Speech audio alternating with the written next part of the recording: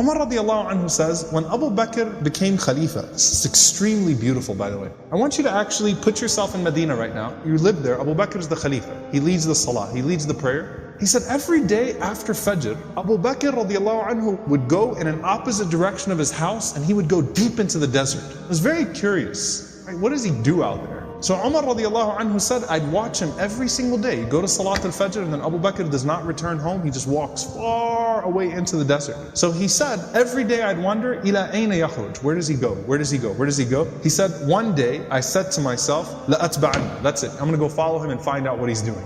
I just can't get over this curiosity of mine. So Umar radiallahu anhu said, I kept the pace from him to where he was at the end of my eyesight, meaning I walked just as far away to where I could still see him. And then he said, I saw him go into this beat up old house. So Umar radiallahu anhu said, I quickly went and I hid behind. And he said, he spent a long time in there. It wasn't like a short amount of time. He spent a long time until after the sun was up, meaning it was getting hot. This is after Fajr, this is way past Duha, way past sunrise. And it got hot and then Abu Bakr radiallahu anhu left the home and he made his way back to Medina. He said, this is way out of the city of Medina now. This isn't even the city of Medina right now. Way out of the city of Medina. So Umar radiallahu anhu said, I waited until I could no longer see him, meaning he made his way back to Medina. And Umar radiallahu anhu said, I knocked on the door, okay? And he said, this woman opened the door. She was elderly, she was frail, she was blind, and there were a bunch of little kids running around, okay? So I said to her, Assalamu alayki, ma sha'nukum ya amatullah. I said, peace be unto you. What is your situation,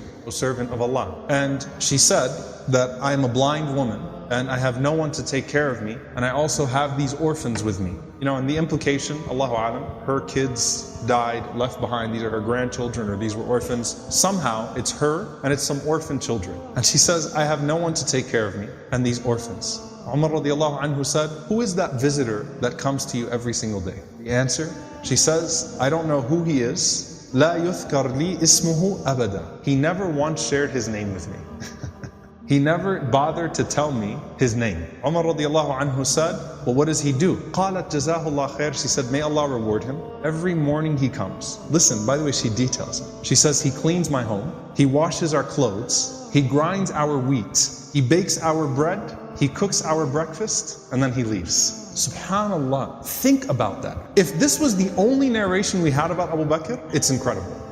Seriously, the leader, the head of the ummah, the khalifa, the most important man in the ummah right now, with his station, with his status, and he goes out every morning to this house and he doesn't even tell the woman what his name is. He's just consider me a secret fa'il khair, right? Just some good doer. Washes the clothes, cleans the house, grinds the wheat, bakes the bread, cooks the breakfast, and then makes his way back to govern the ummah. That is absolutely incredible. Umar radiallahu ta'ala anhu says, every single day, like, is this really what he does every single day? She said, every day, may Allah bless him. Umar radiallahu anhu said, do you pay him anything? She said, nothing.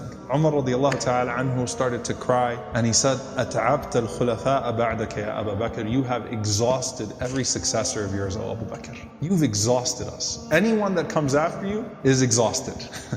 Because this is a standard that is impossible for us to meet. A gem here, by the way, very important. Can you imagine how many deeds of Abu Bakr that history has never recorded? You know, the books of the fada'il, the virtues of Abu Bakr, the things that he used to do. Can you imagine how many of those secrets he actually managed to hide? And why did he not think of himself too good to still do that thing? And by the way, a lesson for all of us. If you're someone who does some khair that everyone knows about, you better have some khair that only Allah knows about. Right? You better have some khair that only Allah subhanahu wa ta'ala knows about. And let it be an involved khair too. Okay? An involved form of good. Not just a secret charity. But this is something that has a spiritual reminder and effect on him too, right? Going and visiting this elderly woman and her orphans every single day and doing those things.